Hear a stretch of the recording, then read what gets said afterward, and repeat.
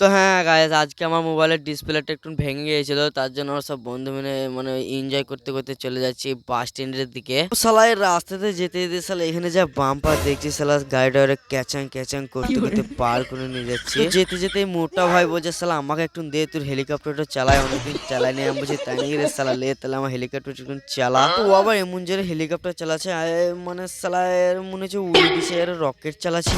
তো আমাদের মোটা ভাই এমন জোরে হেলিকপ্টারটা নিয়ে এসছে, তার জন্য আমরা একটু সকাল সকালে পৌঁছে গেছিলাম বাস স্ট্যান্ড। আর এর নিচে থেকে বাস স্ট্যান্ডের সিনটা দেখতে একবারে হেভি লাগছিল।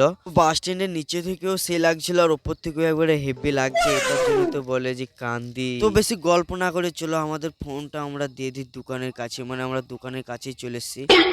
হ্যাঁ গাইস, আমরা এখন ফোন টোন সেরে দিয়ে চলে যাচ্ছি ঘরের দিকে। আর এখানে একটা কভার কিনে নিলাম, কারণ আমার ফোনটা খালি হাত থেকে পড়ে যায় আর ভেঙে যায়। দেখতেই পাচ্ছ আমাদের সামনে আমার হেলিকপ্টারটা ল্যান্ড করা আছে, তার জন্য আমরা চেপে পড়ি। টাটা।